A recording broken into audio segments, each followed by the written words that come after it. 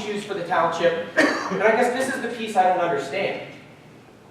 Why is one supervisor going out and having meetings and to basically put together a bigger picture than what the board is being asked to deal with? How could they possibly come up with a fair approach to this when there's an understanding among the majority of the board that this is how it's going to work, but then you're off having meetings with the redevelopment authority that you're not even telling them about, that put this project in an entirely different scope?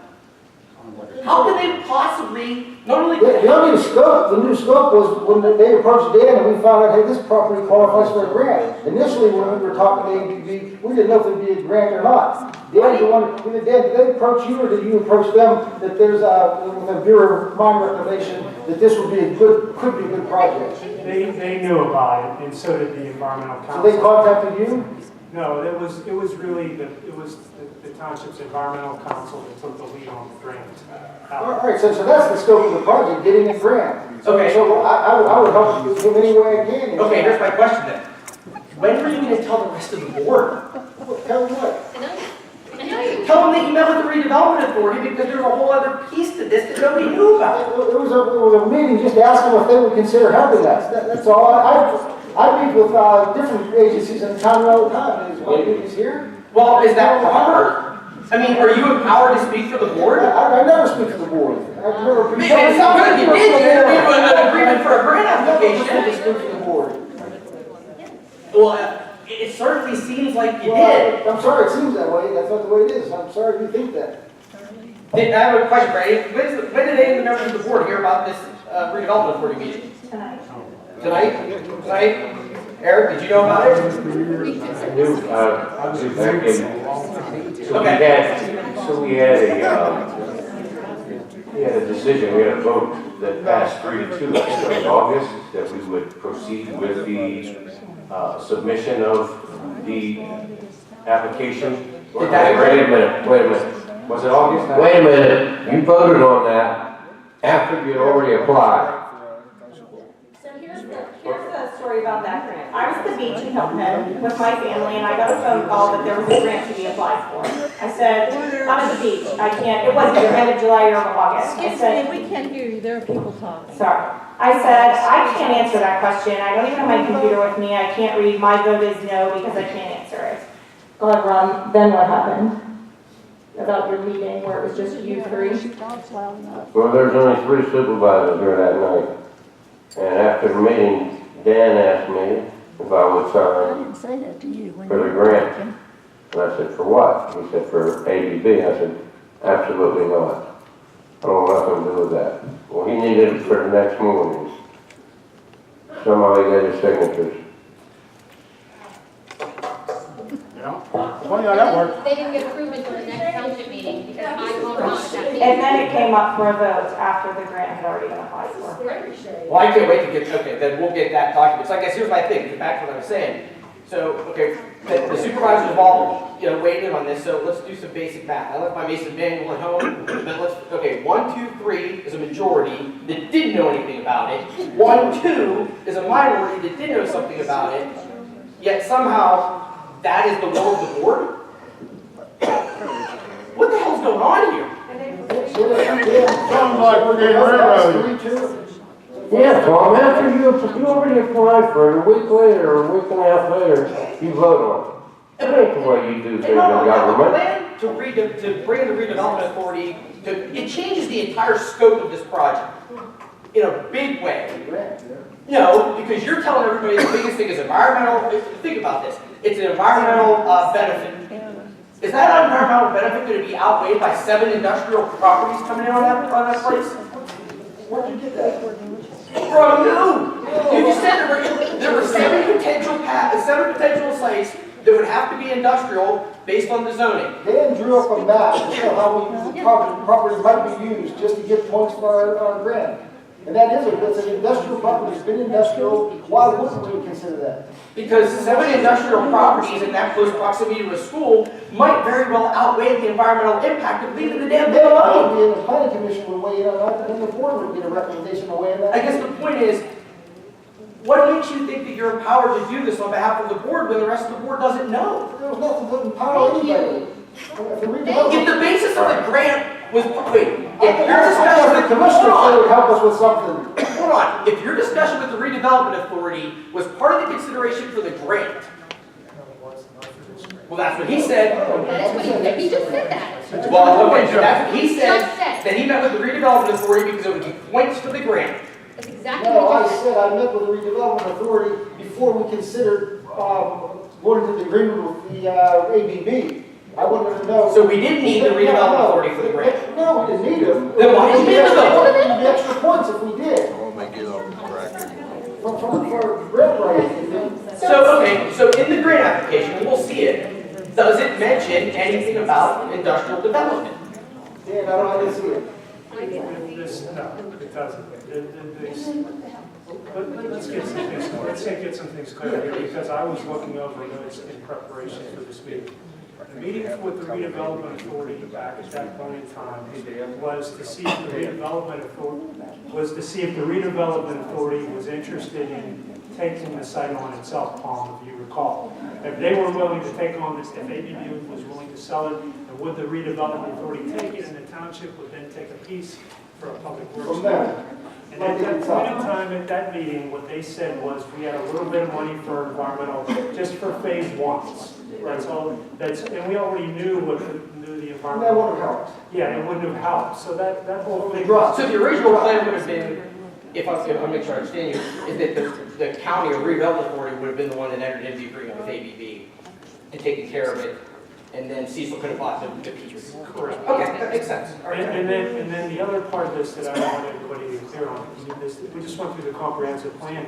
This site is actually zoned BPD, which is the same thing as South Point. It's not zoned industrial.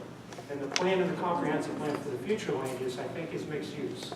Somebody said it before, but I think it's mixed use. So if it was ever developed to anything, it's not intended for quote unquote like industrial, people think of industrial, it's a different zoning standard. And the plan that was prepared to even show to the redevelopment authority was just for pads that potentially could be used for anything. There wasn't any specific use, it was just to see if this road could be built and what kind of pads could be created on 87 acres, because it was a big piece of ground. And that's it, and I appreciate that. Yeah. And my questions are more on the policy end of it, and that there is and I appreciate you clearing that up. Jesse, I know you've been talking a lot, and I can't tell if these people here are in line because they have a question, That's- or so maybe. That's fine, I'll wrap up in 10 seconds. I just don't understand how a minority of the board, I think part of the reason there's so much distrust, on this issue in this township in general, are these backroom Please meetings. don't play politics. 3-2. And please do play politics. I'll tell you what, I'll make you a deal. As When you no- start playing government, no I'll start attack. playing politics. Exactly. 1.9 million. Dan, on this drawing, this road, most of it's on Mr. Koski's property, No, right? it's not. Koski's property, Ron, is back in this direction. I can go back to the original figure at the beginning of the, shows you the Koski property. Koski property is right here. The road actually, you can see the road in kind of dashed lines here, Ron. So that road, as it's shown on that map we're just looking at, stops about right here. This is the Koski property right here. It potentially could be extended through the Koski property, as it's shown on that map, Ron. But the grant application was only for the gold piece. It wasn't, they wanted to see potentially where it could go in the future, but it stops right there at that little circle, right there. That's where it would stop. And Koski's property's back here. You can do it down this over here by the school. Yeah, but this wouldn't, this was something that this showed that the road could potentially reach the school. Okay. That's all it was showing. Hi, Byron Timmons, 1019 Mayfair Drive. I have a question for Mr. Perry. So is there any issue with leaving the coal waste piles alone? Is there any health concern? For people that go on floods. Right. Yes, Right. absolutely. For people who are trespassing? Yeah. So if they don't trespass, so I live nearby, and so I understand that they try to keep the soil, so the particulates aren't getting airborne, but I wouldn't feel like that's enough. Like, I would assume that workers would probably have respirators on working on that site. It depends. Workers may have respiratory protection when they're doing the grading operations, but that process is intended to provide, you try to minimize the amount of particulates. Right. Our guys, when we do sampling, we wear respirators even though there's almost no possibility for exposure. It's a prophylactic thing, you wear them. You don't need them, but you still wear them on the off chance that you do create some type of particulate release. Oh, then you don't know, we'll get for the kids at school. You just said. No. It would be, man, please, you asked a question, let me finish before you interrupt me. It would be beyond my comprehension that the children, that anybody at that school would be exposed to any constituent above a health-based standard. We've looked, I haven't done a dispersion model on this property, so that's a gut feel. That's not an absolute statement. But after 30 years of looking at constituent concentrations, transport pathways, I just don't see it. So that's an opinion. So what you're saying, though, to summarize is, if it's not going to get to the school, which is 1,500 feet away, while they're working on it, it's certainly not getting to the school while it's sitting as is right now. Oh, yeah, there's never been any, that hasn't been a point of discussion. Well, but that was his question. No, if the whole refuge pile is left alone, other than trespassers, which we can address with fencing or something like that to keep people off, is there a direct health impact to the residents? And no, I think that was answered. Which is no. Is it yes or no? The question was to trespassers, yes. To local residents, extremely unlikely based on the knowledge we have right now. What about rain So vegetation? left alone. Every time it rains, is that when it picks up? Yeah, you have I forget the lady's name. She had mentioned that she looked at the surface water data, and Krista, there was cobalt, aluminum, manganese, and a few other constituents that are in the stream. That's associated with surface water runoff. So if it was capped, that would be eliminated also. That would eliminate that issue, correct. Also, how many firms actually do the remediation? How many companies are there? There's a lot. Oh, A really glib answer is almost any union contractor can do this because they're the laborers unions. That's who I see do a lot of this type of work. Because they're trained specifically they've got OSHA 40-hour training, they understand what they're doing. I see a lot of union contractors do this. and then, so is there currently any health threat to residents in the area if the property is left alone? Other than, the Well, I mean, you said the water sampling hasn't shown. Yeah, my gut feel on the water is that if you were to do a risk assessment, do all the stuff all the pieces and parts that you have to do. At the end of the day, that's going to come back as an acceptable risk. The same thing with the other constituents that we have, that we see from erosion or off stream as well. Things like manganese, cobalt, same deal. I don't see, again, this is an opinion. It's educated after 30 years. I've seen a lot of data like this.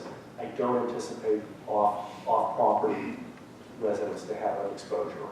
And has this remediation been done in areas like this that, there are quite a few developments not too far away from this area?